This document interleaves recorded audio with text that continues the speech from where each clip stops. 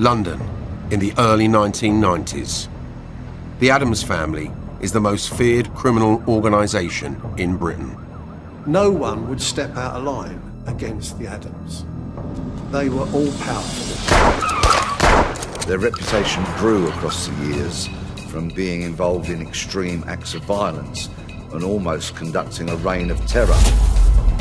Terry Addams and his two brothers, Patsy and Tommy, are building a £200 million empire as a new wave of addicts demand more and more highs. What do you do with those wads of cash? You can't drink it all, so they were sticking it up their nose with cocaine. It's drugs now. It's all drugs. I mean, we're talking hundreds of millions of pounds. It's a violent trade, choreographed by an invisible puppet master. Terry is a businessman. He abhors limelight, publicity. He just doesn't want it. The police are fighting a losing battle. The Addams family have proved pretty much untouchable. There's no witnesses that are going to identify anybody. There was no forensic evidence. And unless somebody speaks about it, somebody tells us that what they've said, there's just no way of solving that. The Addams brothers are untouchable, protected by fear. After Terry Addams asked him to hurt someone double bad, one of his phrases was, "I'll open him up like a bag of crisps." They liked to drink, they liked to laugh. There was always an undercurrent of menace, which just would not disappear.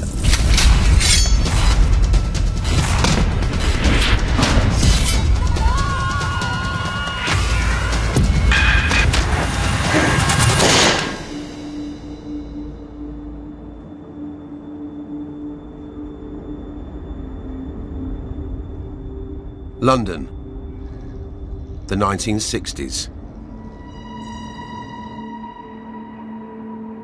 The greatest port in the world is falling into ruin. Petty criminals rule the inner city. Violent crime is a survival strategy for the Addams family with its 11 children. Their methods of operating were very much old school. Things that you saw in the Sweeney, things that you saw in Lock, Stock and Two Smoking Barrels, real use of muscle to get your own way. You didn't cross them. You didn't, you know, if they wanted something, they got it, and you didn't go against them. Barry Faulkner is brought up alongside the gangsters who rule London. In those days, there was a huge gulf between the haves and the have-nots. There really was. And you could see them all in their lovely cars and all the rest of it, and you thought, well, why can't we have a bit of that? Dad would start off and he'd come home with a couple of shins of beef and a new telly or whatever, and all great, like that. The ambitious Addams brothers make a name for themselves, extorting money from market traders. You go down a row of market stalls, a couple of heavies, and knock all these stalls over, stuff broken. Oh, you don't want that to happen again. If you give us X amount a week, it's not going to happen. Okay. It was protection. In Islington in those days, the one name that constantly cropped up was the name Addams. Peter Kirkham is one of the beat officers patrolling the estates of Islington. They were a family of Irish origin. They had 11 children. Their father was called George. He worked at various stages as a lorry driver, as a porter at Smithfield Market. There were all these other brothers and sisters in the family, but it was just these three, Terry, Tommy and Patsy, who seemed to make it their business to form this little crime syndicate.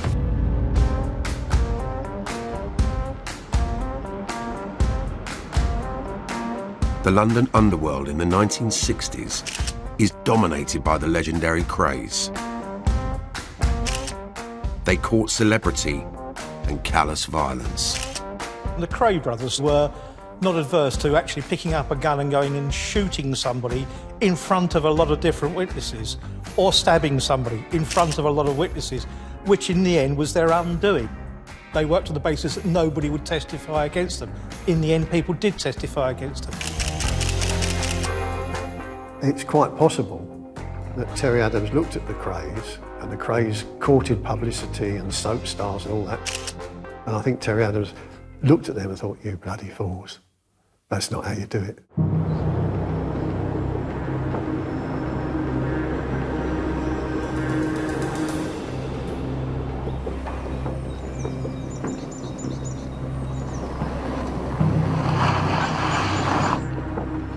Terry is a businessman.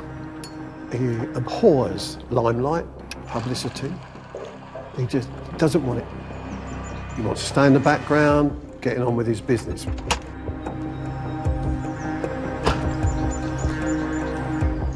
Terry is now the shadowy leader of what has become known as the A-Team. Terry became the organiser, styled himself as chief executive, I guess, would be how he saw himself. Terry has always been the brains of the family. He's always the most savvy one, the smartest one, and certainly the one who did best in terms of what they did with the money they made. He was the one who kind of ran everything and oversaw everything and made the most sensible decisions. Terry is the boss. His brother Tommy is the entrepreneur. Tommy is a fixer. Tommy got involved with financiers or the launderers of stolen money and goods. He'd also formed links with Jamaican yardie gangs, and so Tommy had sort of got involved in those sides of the business, and so he'd got access to large amounts of money one way or the other. Then there is Patrick, or Patsy as he's known across North London. Patrick was always the more physical one, the one who was more imposing, and he, in the early days certainly, was the muscle of the gang. He'd be the one to go out there and do the physical confrontations. A bit of a live wire. He used to let his fists do the talking a bit too often and had to be reined in a bit, now and again by the other brothers. Patsy was generally considered the most violent of the three. Though there's not a lot to choose between them, to be honest. Patsy was probably just more hands-on. It's time for the next step up the criminal ladder. The natural progression in those days was to armed robbery. The golden age of armed robbery in London was in the 1970s. There was a lot of cash on the move. Lots of people were paid in cash. There were payrolls to be robbed way before electronic banking. So there was a need to be moving cash all the time. So you went out, you did a post office, you and your mates, and you came out with enough money to keep the families going for a year. You got caught, you did 3 years, you're out in a year and a half.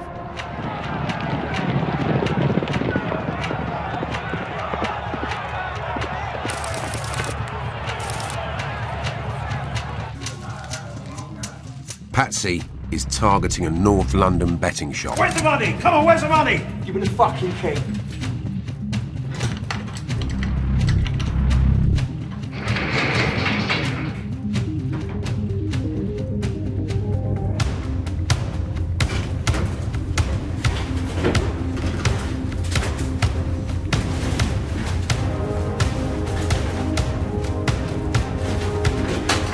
Come on!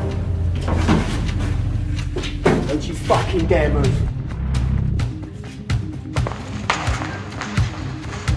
Hours later, armed police track Patsy down to the heart of the Adams patch.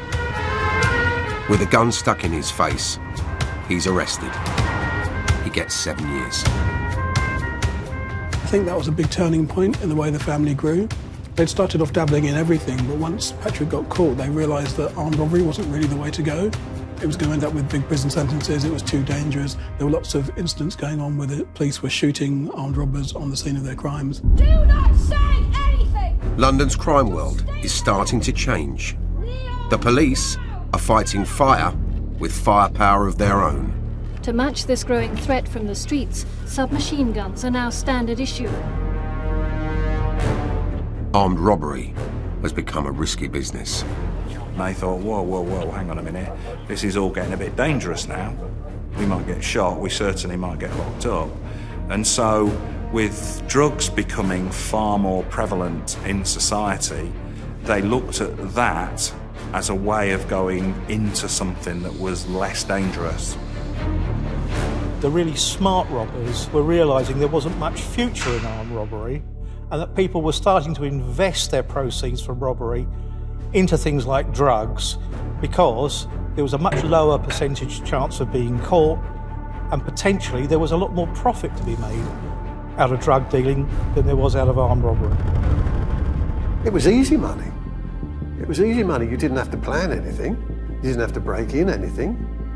It was just, all you got to do was get them into the country. And you didn't do that. There was some other fool being a mule. He's the one that's going to get caught at customs and put down for 7 years, not you. It's the 1980s. The narcotics trade is exploding. Drugs are a hugely lucrative business, and demand is growing fast. The London gangs go into battle for their share of the spoils.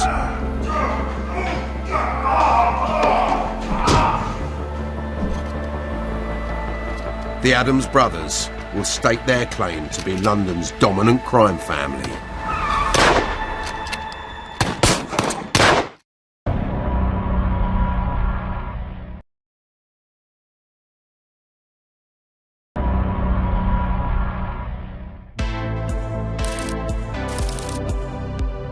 The 1980s.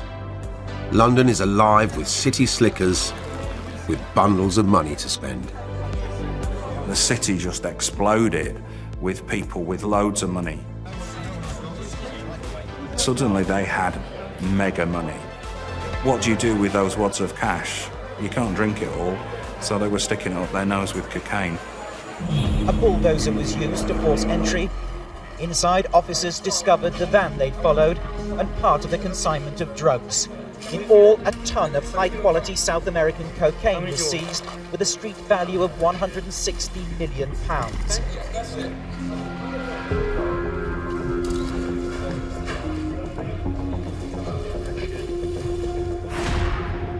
Crime families like the Adams are making millions from the flood of lucrative drugs.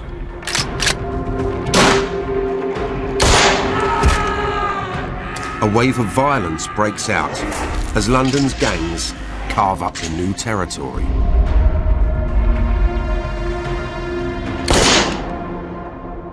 I first joined the police as a young, raw 18-year-old. In 1985, my ambition to become a Scotland Yard detective was met, and I was posted to the Central Drug Squad. Peter Blexley becomes part of the Met's elite drug trafficking unit.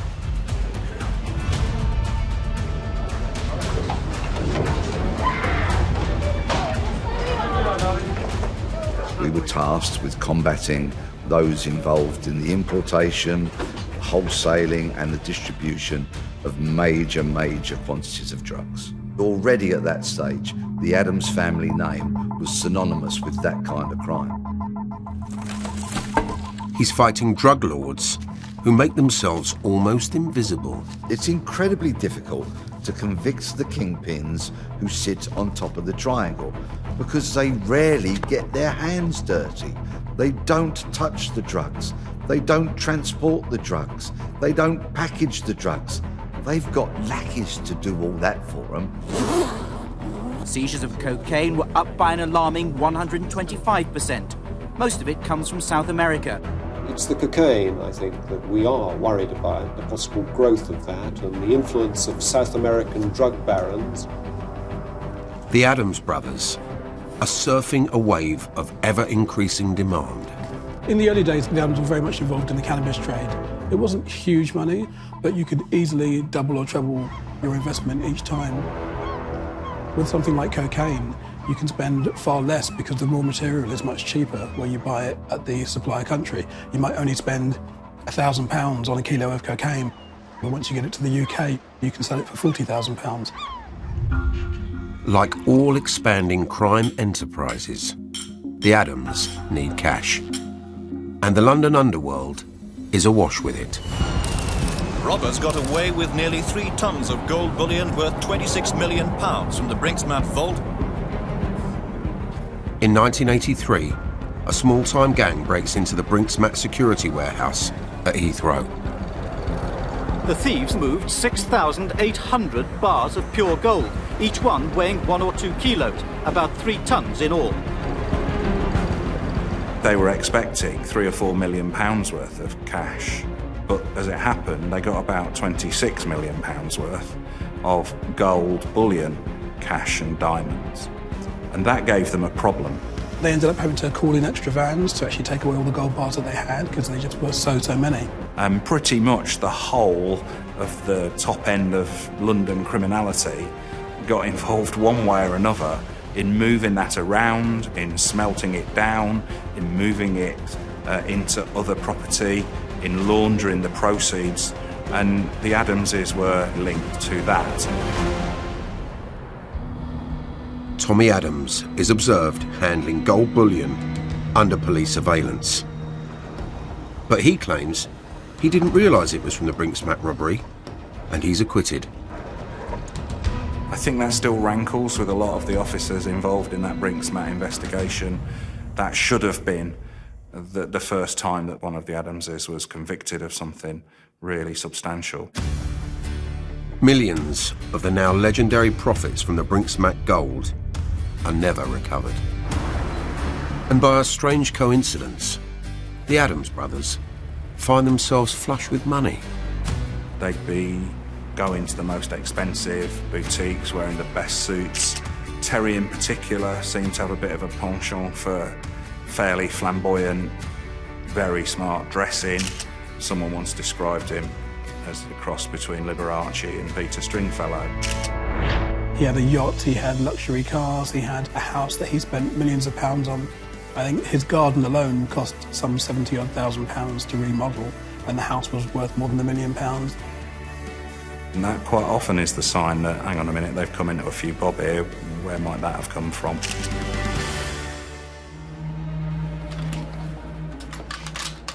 Once, when the main threat came from armed robbers, the police knew what they were dealing with. Now, since the boom in the drugs trade, there's no single group of active criminals. They use them as a status symbol. The more they're used, the more important the gun becomes and the more important the user becomes. Well, it's all, everything's been taken off it. The Adams drugs business is now flourishing. Weapons multiply, and the battle for territory with rival mobs flares up.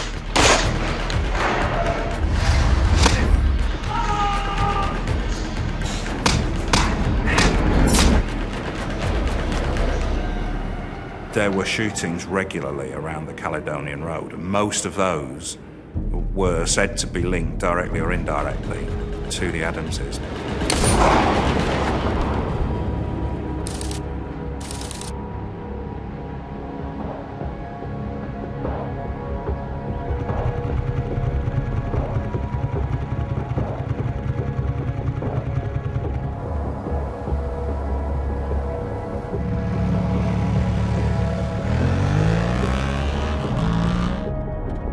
A police informant is returning home from a drink at his local pub.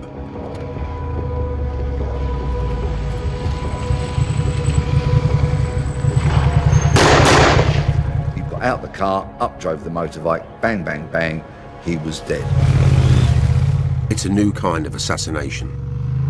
The word was that it was connected with the Adamses, but of course there was no evidence. There's no witnesses that are going to identify anybody. There was no forensic evidence apart from the bullets, which took us nowhere. And unless somebody speaks about it and somebody tells us that what they've said, there's just no way of solving that.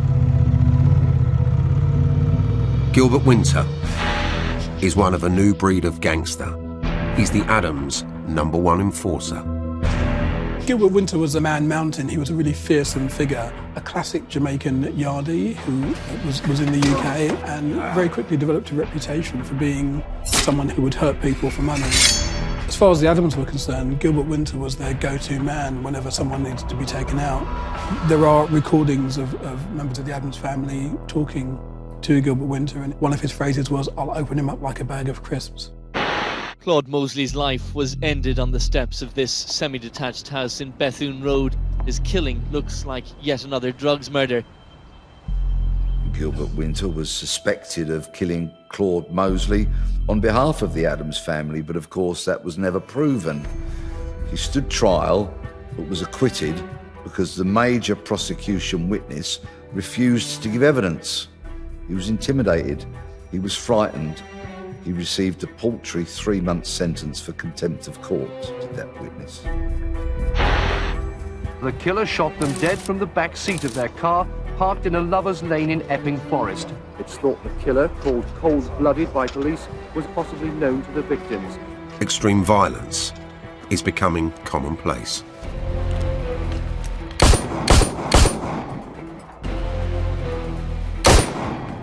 The Adams reputation is growing. Terry was very much treated like a member of the royal family. Whenever he went into a room, everyone would stand up. That was the level of respect that he was given within the criminal community. Nothing sticks to Terry Adams. And he finds himself the perfect partner.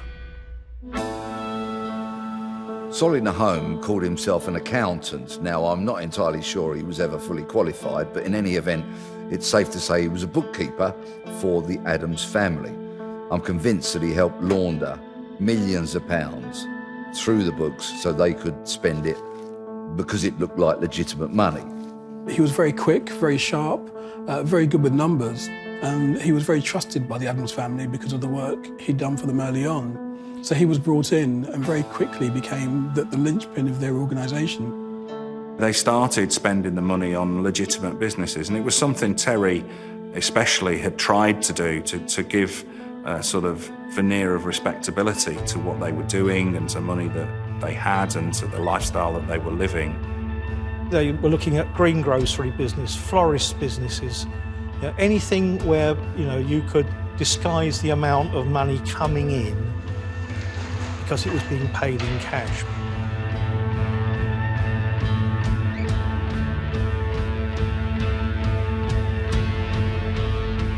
The seemingly invulnerable Adams now decide it's time to send out a message to the London underworld. The Adamses wanted total domination of North London and beyond, so what they did was they set a bit of a trap. Patsy Adams approaches a pub used by the rival Riley family, challenges on their turf. Patrick Adams was always the most physically imposing member of the gang, went to a pub where the Rileys were known to drink. He provocatively ordered a pint, sat at the bar and drank it. That was a red rag to a bull. Immediately, phone calls started going out to the Riley gang members saying that this man had come into their territory. So they all got in a car and made their way there.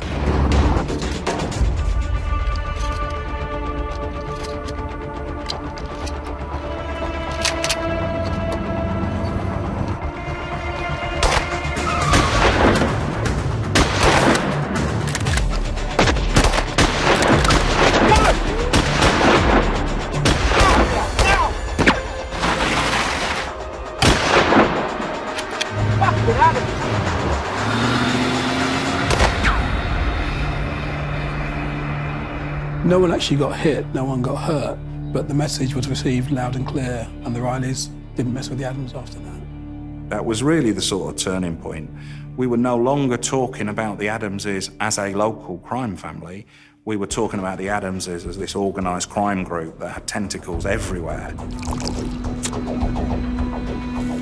The Adams brothers are the dominant force in the London underworld. Rivals have been put firmly in their place. But the police are fighting back. They have weapons that even the Adams fear. Law enforcement knew they were a real problem, and something had to be done.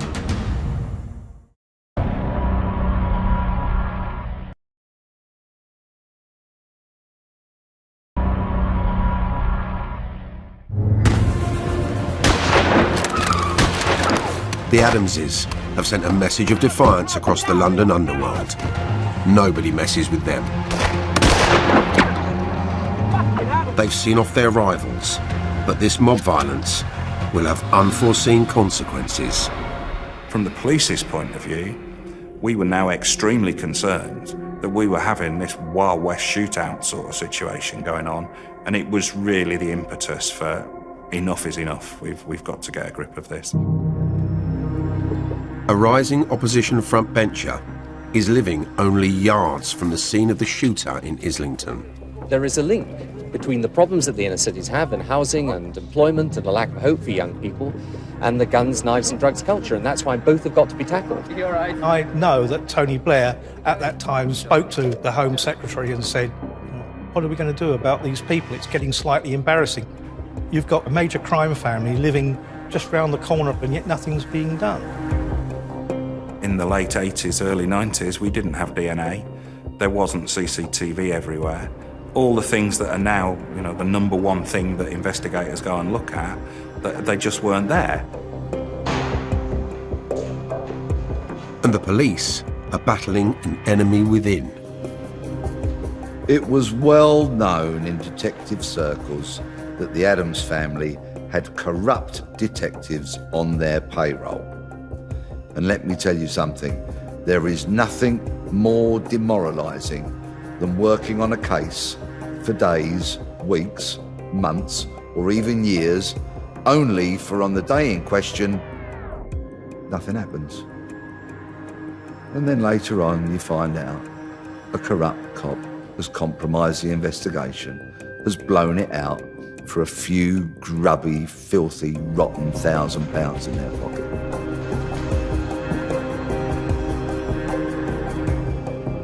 The police are fighting a losing battle. Nobody is going to talk about the Adams family. Their silence is guaranteed by fear.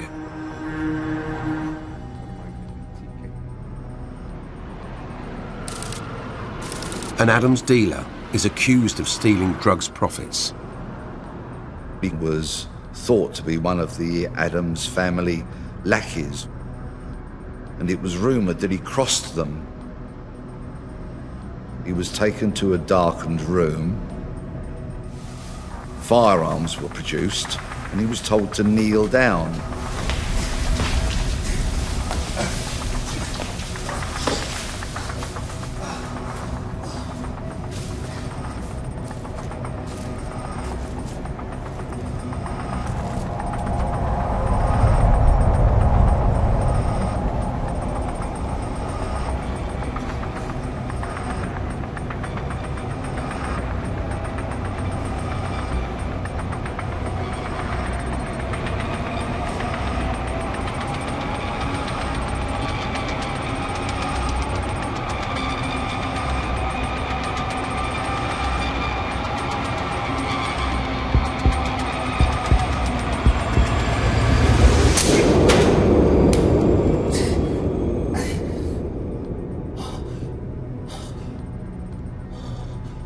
He believed he was going to be shot. The trigger was pulled, and instead of a bang, there was a click. And there was lots and lots of laughter.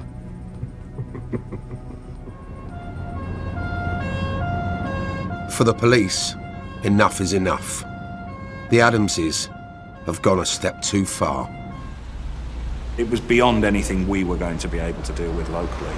It was something that was going to need a special unit. And obviously police officers knew of that idea of this special unit because that was what brought the craze down eventually.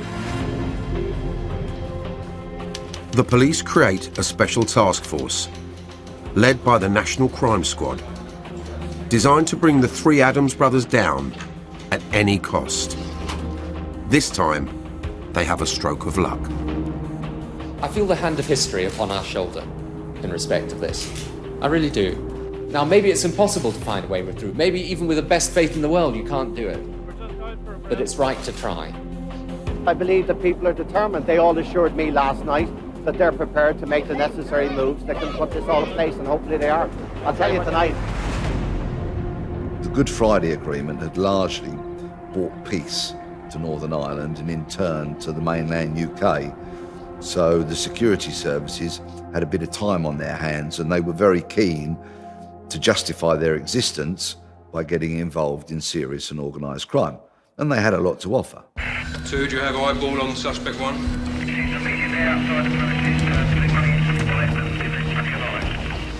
All received. MI5's counter-terrorism expertise is loaned out to the police even before the agreement is signed. They started working hand in hand with the police to conduct an investigation into the Adams family, who were seen as the #1 target at that time. The technology of spying, of surveillance, the techniques and the equipment were amazing. They were really starting to stream online. So their homes were secretly entered by spooks, essentially, and very, very, very top of the line pieces of listening equipment were put in place. What it was a deal for 250 grand. But they said it wasn't worth 250, but 200. Who said that? The people you know? The geezer's come in all heavy, saying that he runs Islington. Well, he's fucked. In Terry Adams' front room, the talk is of associates who've crossed the line. He's using the family name. He's using the family name. So, this is a new year. I won't be fucked about this year. I want the geezer livened up. I want him at double back. Another MI5 bug is hidden in a black taxi used by Tommy. It picks up evidence of a huge cannabis shipment. Tommy thought he was being quite smart by never discussing anything other than when he was driving about. But MI5 simply bugged his car and recorded him talking in great detail about the shipments, and that gave them sufficient evidence to actually put him away. Tommy is convicted for trafficking £8 million worth of cannabis. He's committed the ultimate sin. He's got caught. Terry is apoplectic. You get a so-called brother saying he represents a family behind our back. He's trying to get us all fucking done. He deserves it all, worse than a fucking draft. I know what I'm gonna do. I'm gonna smash him in the face with an iron bar. What are you, mate? You're mad. I'm the cunt. I'm the cunt, and I'm gonna fucking have him. Dan, I've got something about me when things happen. When I hit someone with something, I do them damage. Tommy's conviction is a turning point for the Adams brothers. It was very significant because up to then they'd been completely impervious to any attempts really by law enforcement to bring them down. It was a line in the sand. It was a planting of a flag, by MI5 essentially in this case, that was saying, you're not untouchable. We will find a way to get at you. And I think it was a huge wake-up call for the Adams family because it messaged them then, you are not beyond the law. We will find a way to get you. By now, the police are closing in, and an even greater blow to the family business is coming. That's like a headshot to the Adams organisation. They can't pay their milk bill without Solly Nahomi.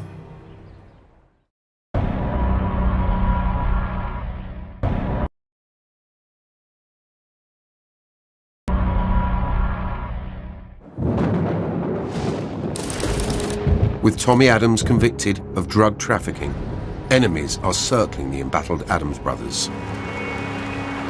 The family's bookkeeper is on his way home. Solly Nahomi was very much the centre of the Adams operation in terms of their finances. He was the man who knew where all the money was kept. He noticed a motorcycle at the end of the street revving its engine. And it seems that he knew what was about to happen.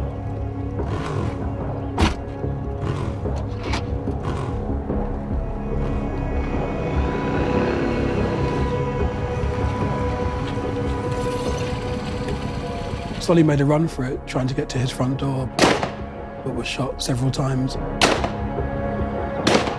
and died at the scene.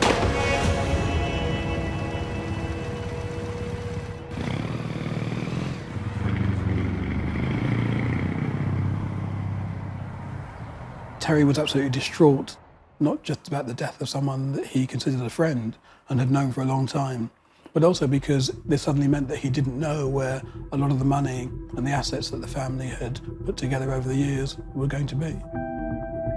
The Adams brothers have lost their financial wizard. The family is under siege.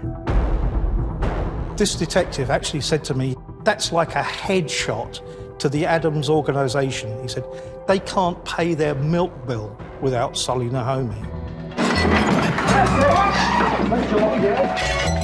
Police and customs are concerned that too often it's only the small fish that are caught, while the Mr. Bigs remain at large. We're targeting the really serious criminals who've amassed great fortunes. They've got it through crime, they've evaded criminal conviction. We're going to go at them through the civil courts. The murder of Solly Nahomi has left the Adams family weakened. New laws give the police a new line of attack. They copy a strategy used to bring down the most famous gangster in history. Ironically, Capone is never convicted of the murders he and his gang commit. When he finally goes to jail, it is for not paying his income tax. If you can't get them for the violent crime, then let's have a look at what they're doing with the proceeds. The police operation came in through the back door, if you like, because they had got the front door very firmly closed in terms of us getting very far with the violent crime. £50 notes there, £2,500. After years of chasing witnesses and damning evidence, the police finally have the tools they need to pick off the invulnerable Adams brothers one by one. It was done in Chicago with Al Capone. The rule still applies today. If you take away the assets, you take away the criminal finance, you take away their lifestyle, they start asking themselves, what am I in this for? Instead of always trying to find the drugs and the guns, now perhaps we could search for the illegal money that they couldn't justify. Terry Adams is the police's first target. This time, they follow the money. When he went on trial, charged with money laundering, he couldn't prove that the money was legitimate, and consequently he was convicted. Terry Adams is sentenced to 7 years in prison for money laundering. Ultimately, it was Adams's conspicuous display of wealth which tripped him up. He stuffed his new home in North London with antiques and fine art, and when the Inland Revenue finally came sniffing round, he tried to claim he'd earned it all as a PR consultant.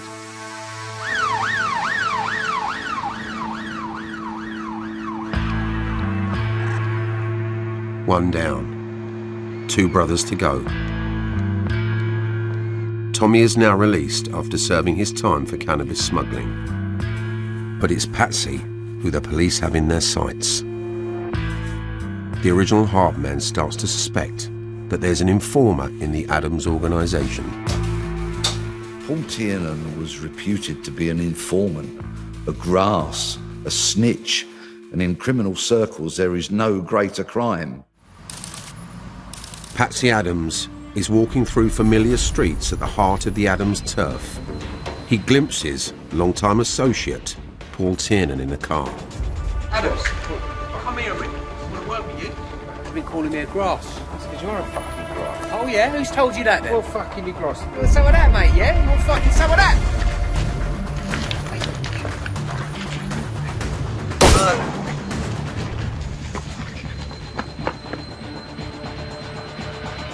Tiernan survives. Patsy is caught on CCTV running from the scene. He's brought to trial and convicted. His sentence is 9 years. With Patsy in jail, Tommy is the last brother standing. And now, the police are closing in on him too. Tommy was interesting to us because he had no visible means, on paper at least, of where he was getting his income from. Yet his lifestyle revealed that he must have been getting substantial income regularly from somewhere. The houses that he lived in, the vehicles that he drove around in, taking the whole family to Portugal for several weeks every year. The police are bugging a cafe where Tommy regularly meets his associates. It's time to strike. 200 officers raided. The Adams, all their associates, everything. About 60 houses were raided. They were pulling out shoe boxes of £50 notes, and they couldn't substantiate it because they got no national insurance cards. They'd never put through a tax return. Well, where's it come from? It's got to be proceeds of crime, so we're having it. The police strike lucky. At one address, they unearth a secret ledger which details criminal profits being channeled through a suspicious business. It's the final evidence they need. The total value of monies has been estimated at $5 million for him personally and $2.5 million for his associates. It's actually a fantastic example of how an Al Capone approach can really take down some quite big and notorious organised criminal groups by looking at their financial assets. Personally, I never really wanted to follow the money. Numbers on a page held no allure. But of course, time's moved on and detectives have realised that following the money can bring you around successes that searching for the drugs and the guns often doesn't. In 2017, Tommy is convicted of money laundering. The last brother down.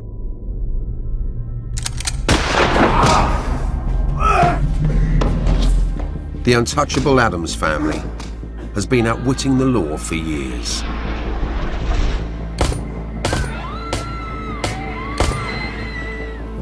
Now, the police have caught up. The Adams' reign as kingpins of the underworld is over.